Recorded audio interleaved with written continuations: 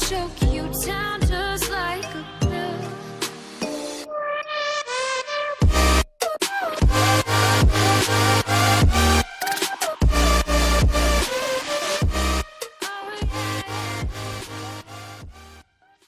Hey guys and welcome back to null is coming. तो अब तक कहानी में आपने देखा कि वायरस से लड़ते हुए एडी ब्रॉक और उसका बेटा किसी दूसरी डायमेंशन के अंदर चले जाते हैं, एक ऐसे न्यूयॉर्क शहर के अंदर जहां पे कोडेक्स राज करता है। यहाँ हर जगह सिम्बियोट्स हैं, सिर्फ कुछ विरोधी सोल्जर्स को छोड़कर, जिनके अंदर है एडी की एक्स वाइफ एनी। फिर एनी एडी को बताती है कि इस यूनिवर्स के अंदर तुम मर चुके हो और उसके बदले वो खुद वैनम बन चुकी है। इस टाइम पे एनी की टीम के अंदर हैं Peter Parker, Wade Wilson, Andy Benton और सिलेटस कैसिडी। उनके ऊपर सिम्बियोट्स के ग्रुप ने हमला किया था, लेकिन वेड विल्सन के किए हुए धमाके की वजह से वो भाग निकले।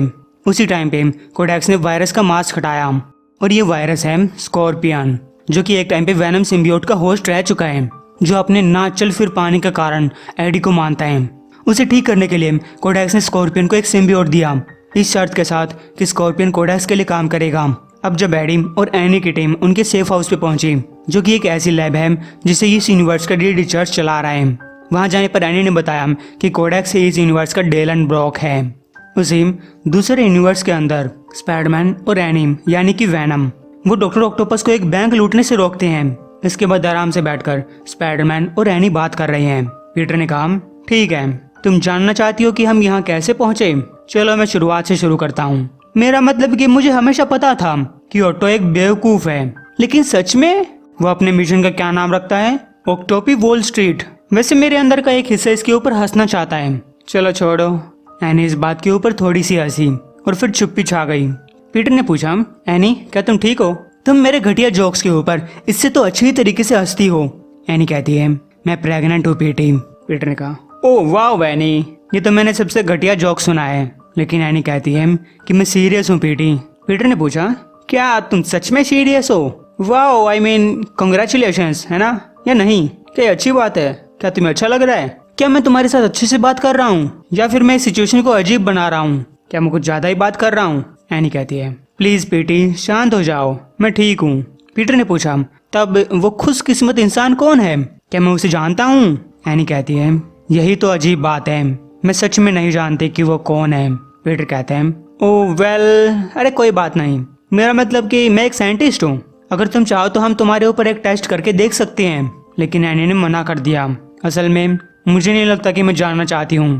पीटर ने कहा, तुम काफी मजबूत इंसान हो और मुझे लगता है कि तुम इन सब चीजों को हैंडल कर लोगी, लेकिन मैं तुम्हें बताना चाहूंगा कि एक सिंगल पेरेंट होने के तौर पे बच्चे को पालना बहुत मुश्किल होने वाला है। अगर तुम्हें मेरी जरूरत पड़े तो मैं तुम्हारे साथ हूँ। एनी कहती है, पीटर शट अप, तुम समझ नहीं रहे हो, मैं एक सिंगल मदर नहीं रहूंगी, मैं कभी अकेली नहीं रहती, चिंता मत करो, हम संभाल लेंगे। और फिर एनी अपने रास्ते चली गई। पीटर ने कहा, ओह गॉड, मुझे इन सब सिम्बियोट चीजों से काफी नफरत है।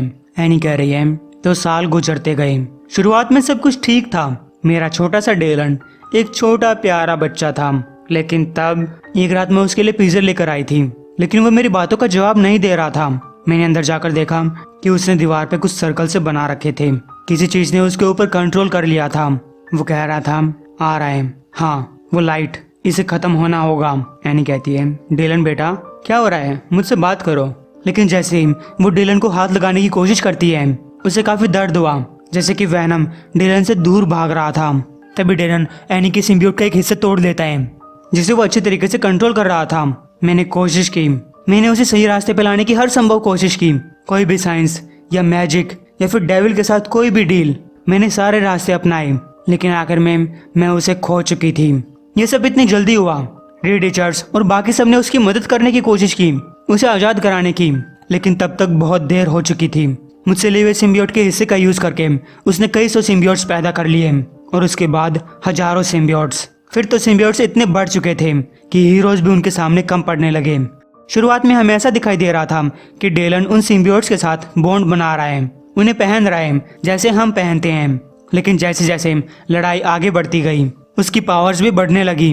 वो सिम्बियोट्स को रिजेक्ट करने लगा, उन्हें इस तरीके से कंट्रोल करने लगा कि मुझे ऐसा कर पाना असंभव लगता है। डेलन एक जिंदा हाइव माइंड बन चुका था, वो सिम्बियोट्स को कंट्रोल कर सकता था।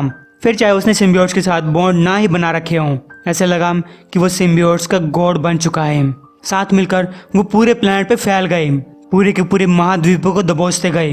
उनके अटैक के बाद वहाँ सिर्फ डार्कनेस रह गई थी और लोग उसके हाइव माइंड के साथ जुड़ चुके थे।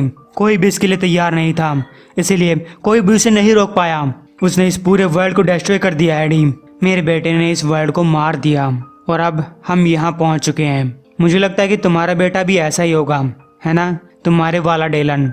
एडी कहते हैं मेरा नहीं है, वो ऐसा नहीं है। एनी ने कहा मैं ये नहीं कह रही कि वो बुरा है, और ये बात याद दिलाने के लिए शुक्रिया। क्या उसके पास भी ऐसी ही पावर्स हैं? क्या वो दूर से सिम्बियोट्स को कंट्रोल कर सकता है, उन्हें सेंस कर सकता है, उन्हें चोट पहुंचा सकता है या फिर डिस्ट्रॉय कर सकता है सिर्फ अपने दिमाग का यूज करके? एडी ने कहा नहीं, मेरा मतलब कि हाँ, वो ऐसी चीजें कर सकता है, लेकिन वो इस वाले डेलन की तरह नहीं है। मेरे वाला डेलन सिम्बियोट्स के साथ बॉन्ड बिल्कुल भी नहीं बना पाता। वो तुम्हारे लिए कोई खतरा नहीं है, वो तो बस एक छोटा सा। एडी एनी को हाथ लगाने की कोशिश करता है, लेकिन एनी ने मना कर दिया। वो कहती है मैं तुम्हारी एनी नहीं हूँ और तुम मेरे एडी नहीं हो, और वो चीज जिसे तुम यहाँ पर लेकर आए हो। तभी डेलन ने कहा मैं आपको सुन सकता हूँ, इट्स ओके, मैं एक बच्चा नहीं हूँ और मैं वो वाला डेलन भी नहीं हूँ। मैं जानता हूँ कि मैं तुम्हारा बेटा नहीं हूँ, मैं ये भी जानता हूँ कि मेरी कोई मॉम नहीं है, और कोई बात नहीं, लेकिन प्लीज मुझसे डरो मत। एनी उसके कंधे पे हाथ रखकर बोली अरे नहीं डेलन। और तभी एनी वाला सिम्बियोट इस डेलन से भी उसी तरीके से दूर होने लगा जैसे उसके अपने बेटे से दूर हो रहा था। एनी सॉरी बोलकर वहां से चली गई। तभी एनी को डेडपुल की आवाज सुनाई दी। उसने कहा हे जल्दी से मेरी बात सुनो। तभी डेडपुल का सिर नीचे गिर गया। वो लुढ़कता हुआ एनी के पास पहुंचा। डेडपुल ने कहा तुम लोगों को यहाँ से बाहर भागना होगा, अभी सभी को यहाँ से बाहर ले जाओ, उन्होंने हमें ट्रैक कर लिया है। ये सुनकर एनी सभी को चेतावनी देती ही है कि स्कॉर्पियन दीवार तोड़ता हुआ वहां पहुंचा और उसने एनी को गले से दबोच लिया।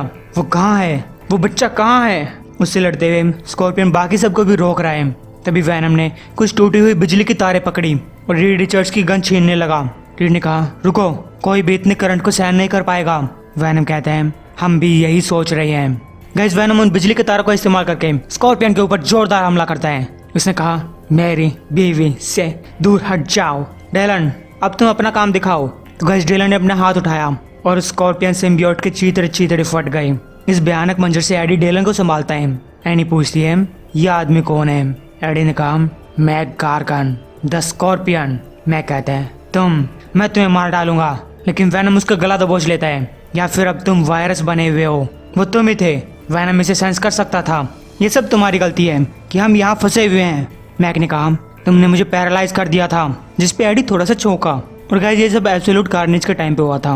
मैं कहता है कार्नेज ने मेरी रीढ़ की हड्डी लगभग फाड़ ही दी थी और तुम मुझे वहां पर छोड़कर चले गए। एडी कहता है तुम एक बच्चे को मरने के लिए छोड़ने वाले थे, या फिर तुम ये बात भूल रहे हो? मैक ने कहा तुमने मुझे उस बच्चे की तरफ फेंका, तुम ये बात नकार नहीं सकते, ये अच्छी बात नहीं है। तो गाइस, एडी को अपनी गलती का एहसास हुआ। वो कहता है तो ठीक है, मैं तुम्हारे साथ एक डील करने वाला हूँ। मैक पूछता है और तुम ऐसा क्यों करना चाहते हो? एडी ने कहा क्योंकि वो सिम्बियोट जिसे मेरे बेटे ने मार डाला, वो तुम्हें कोडेक्स से मिला था।